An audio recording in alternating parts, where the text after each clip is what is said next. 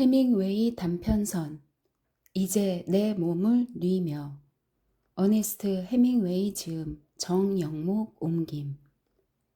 그날 밤 우리는 바닥에 누워 있었고 나는 누에가 먹는 소리에 귀를 기울였다. 누에는 뽕잎 선반에서 먹고 있었기 때문에 밤새 그들이 먹는 소리, 잎에서 떨어지는 소리를 들을 수 있었다.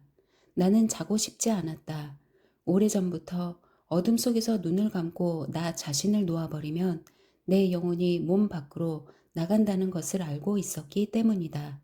밤에 폭탄이 터지면서 몸이 날아가 영혼이 나에게서 빠져나가 밖을 떠돌다 돌아오는 것을 느낀 뒤부터 오랫동안 그렇게 살아왔다. 그 생각은 절대 하지 않으려 했으나 밤에 막 잠이 들려는 순간이면 영혼이 떠나려 했고 아주 열심히 노력해야만 그것을 막을 수 있었다. 지금 생각해보면 영혼이 실제로 빠져나가지는 않았을 것이라고.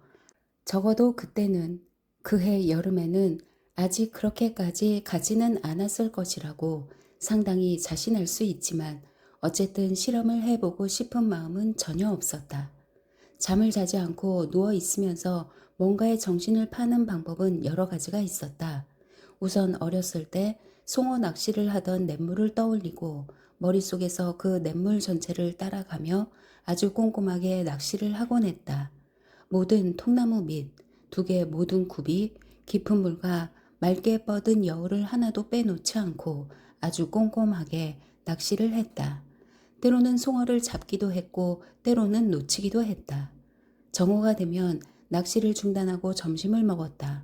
때로는 냇물 위에 놓인 통나무에서 먹기도 하고 때로는 나무 밑에 높은 둑에서 먹기도 했다. 늘 아주 천천히 점심을 먹으며 먹는 동안 아래 냇물을 바라보았다. 출발할 때 담배 깡통에 지렁이를 10마리만 담아오는 바람에 미끼가 바닥나는 일도 많았다. 미끼를 다 써버리면 지렁이를 더 찾아야 했다. 삼나무가 해를 가리는 냇가에서 때로는 무척 힘들게 강둑을 파 헤치기도 했다. 풀은 없고 축축한 맨 땅뿐이라 지렁이를 찾지 못하는 일도 많았다.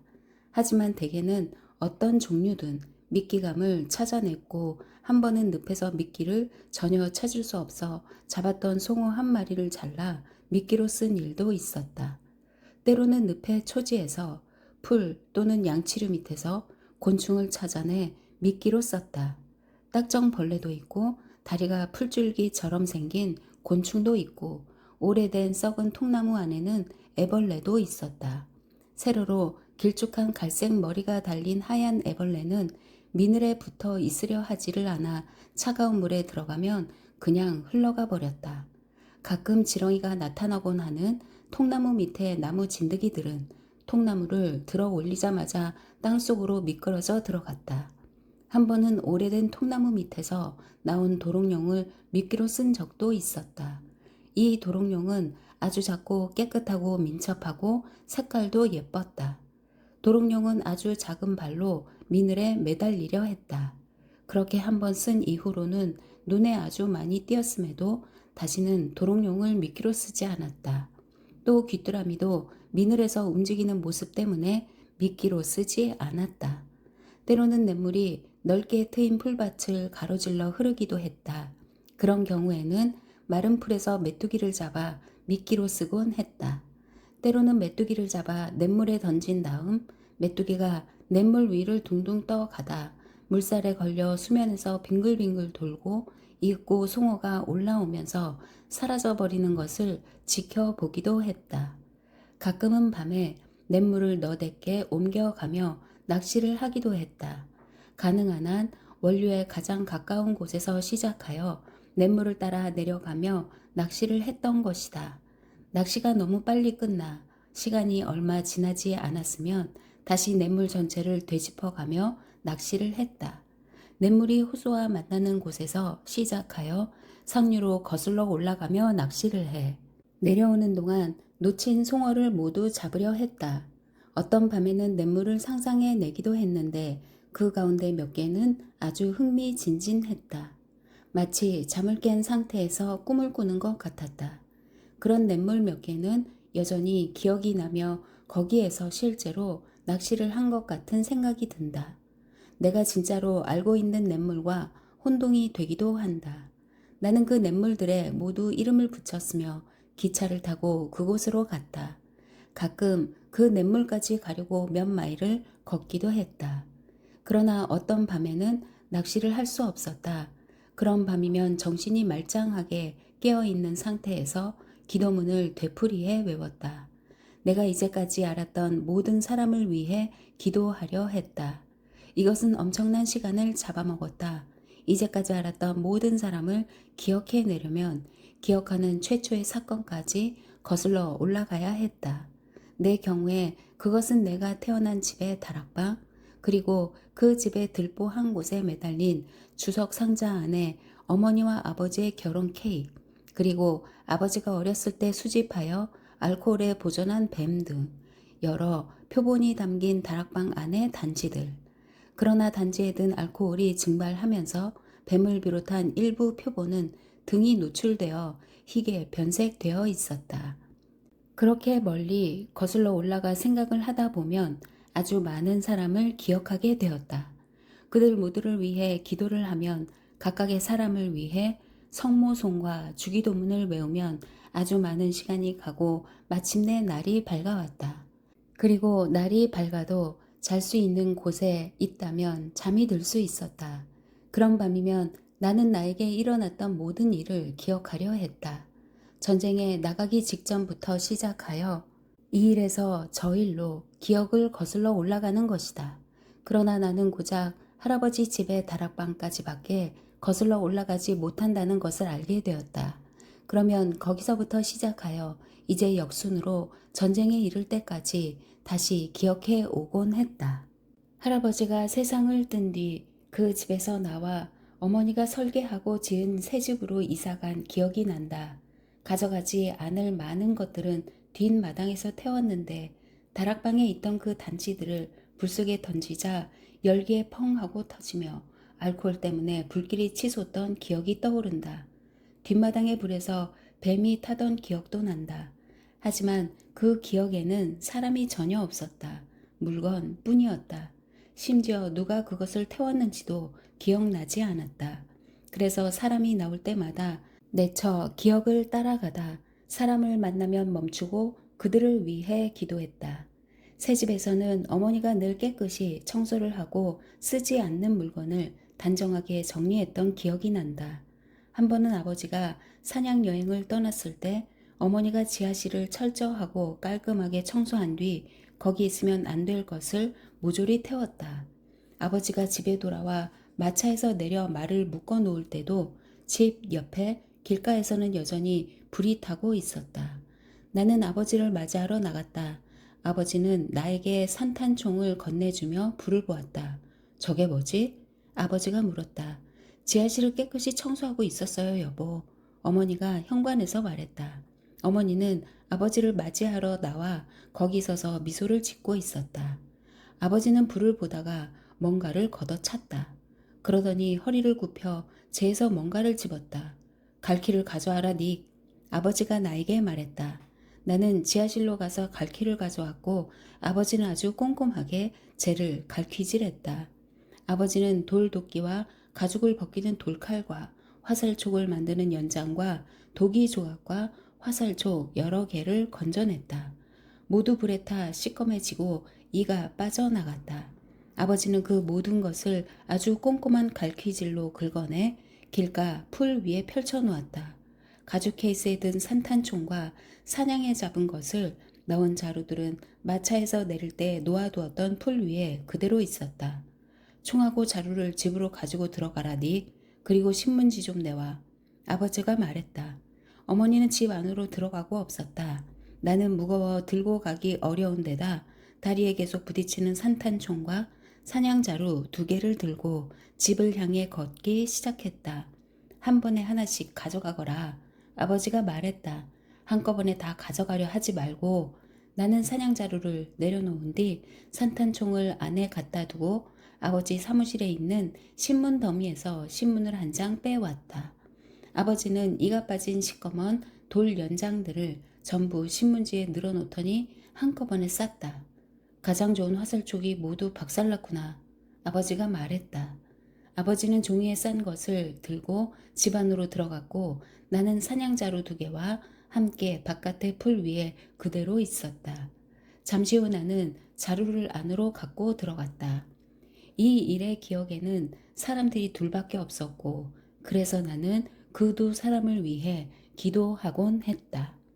하지만 어떤 밤에는 기도문조차 기억나지 않았다. 하늘에서 이룬 것 같이 땅에서도 이루어지이다 까지밖에 나아가지 못했다. 처음부터 다시 시작했지만 그 지점을 절대 통과할 수 없었다. 결국 기억이 나지 않는다는 사실을 받아들이고 그날 밤에는 기도를 포기하고 다른 것을 시도할 수밖에 없었다.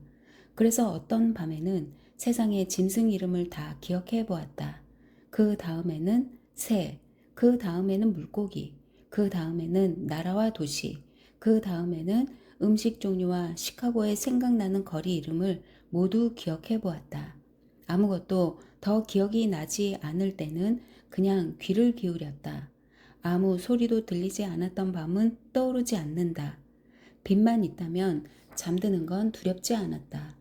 내 영혼은 어두울 때만 나를 빠져나간다는 것을 알았기 때문이다. 그래서 당연하지만 밤에 불을 켜놓을 수 있는 곳에 있는 적이 많았고 거의 언제나 피곤하고 대개는 아주 졸렸기 때문에 잠을 잤다. 물론 어두운 것도 모르고 잠든 적도 분명 여러 번 있을 것이다. 하지만 알면서 잠든 적은 한 번도 없었다. 그래서 이날 밤에는 누에 소리에 귀를 기울였다. 밤에는 누에가 먹는 소리를 아주 또렷하게 들을 수 있고 나는 누워서 눈을 뜨고 누에의 소리에 귀를 기울이고 있었다. 그곳에는 다른 사람이 한 명뿐이었고 그도 깨어 있었다. 나는 그가 깨어 있는 소리에 귀를 기울였다. 오랫동안 그는 깨어 있는 연습을 나만큼 많이 하지 않았기 때문인지 나처럼 조용히 누워 있지 못했다. 우리는 집 위에 펼쳐놓은 담요에 누워 있었기 때문에 그가 움직이면 집에서 소리가 났다. 그러나 누에는 우리가 내는 어떤 소리에도 겁을 먹지 않고 꾸준히 먹어댔다. 전선에서 후방으로 7km 떨어진 밖에서도 밤의 소리가 들렸지만 어둠에 쌓인 실내에서 나는 작은 소리들과는 달랐다. 실내의 다른 남자는 조용히 누워 있으려고 마음 먹은 것 같았다. 그러나 다시 움직였다. 나도 움직였다. 그러니 그는 내가 깨어 있다는 것을 알 것이었다.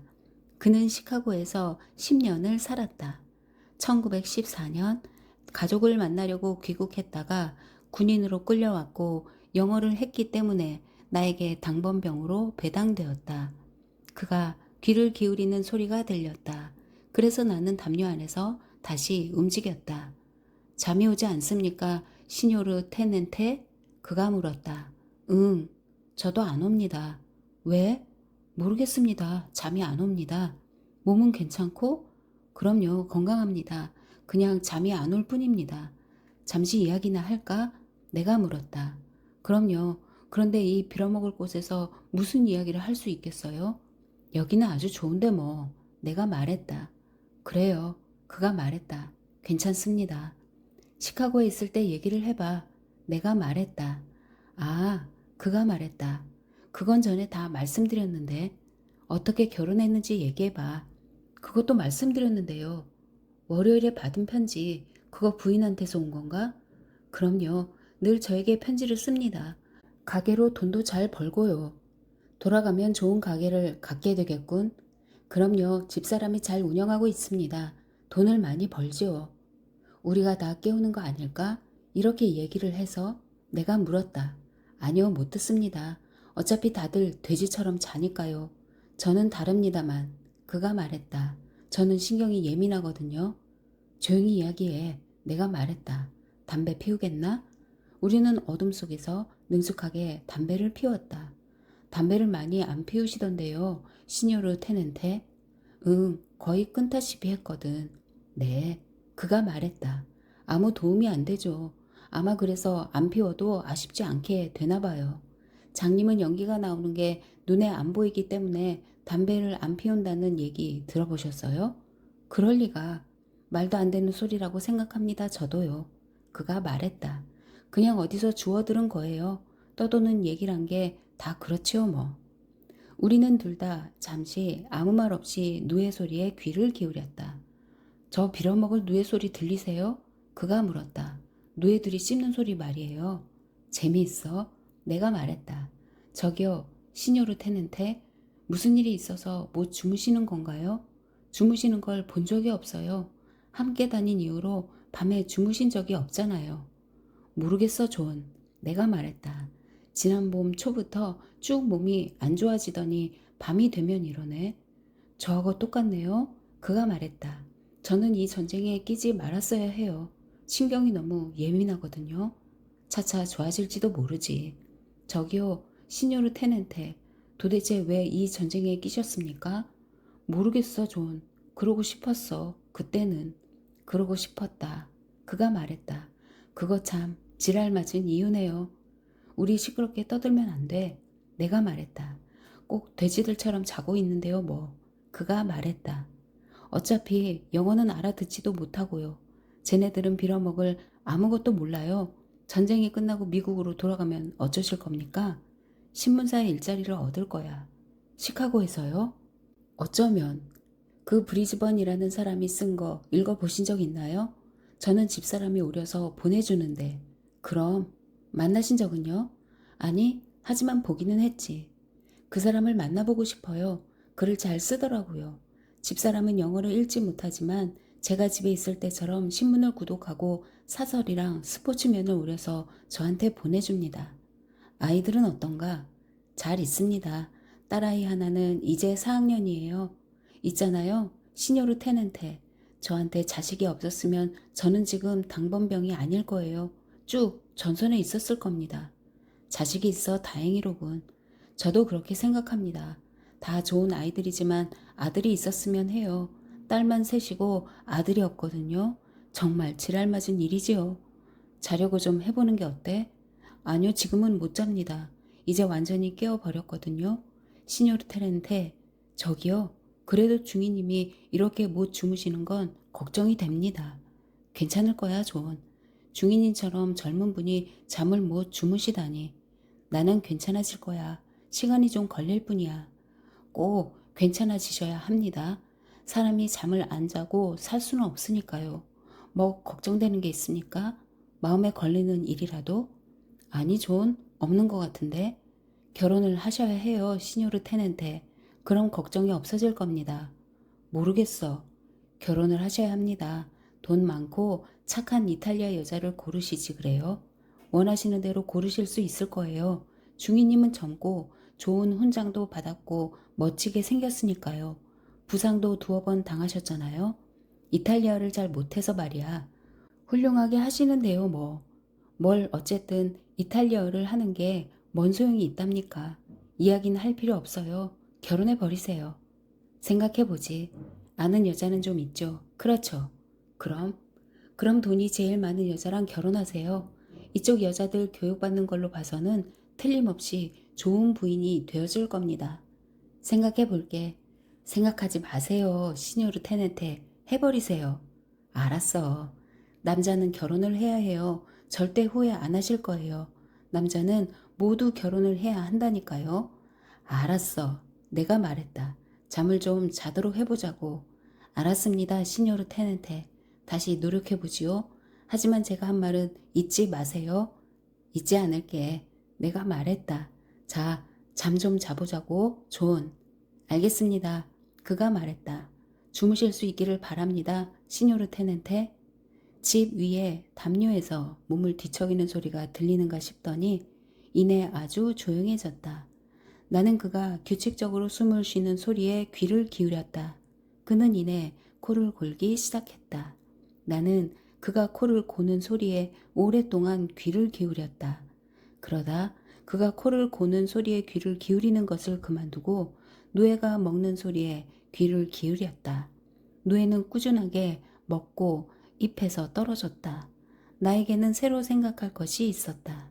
나는 눈을 뜨고 어둠 속에 누워 내가 알았던 모든 여자를 떠올리며 그들이 어떤 아내가 될지 생각했다. 아주 흥미로운 생각거리라 한동안 송어 낚시는 사라지고 기도는 끊겼다. 하지만 결국 나는 송어 낚시로 되돌아갔다.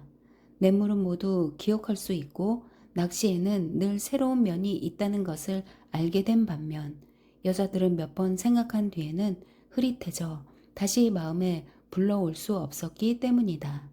마침내 여자들은 모두 희미해져 대체로 비슷하게 되어버렸고 나는 여자들 생각은 거의 완전히 접었다.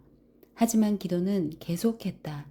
밤에 존을 위해 기도를 많이 했고 그와 그의 동기들은 10월 공세 전에 현역에서 벗어났다.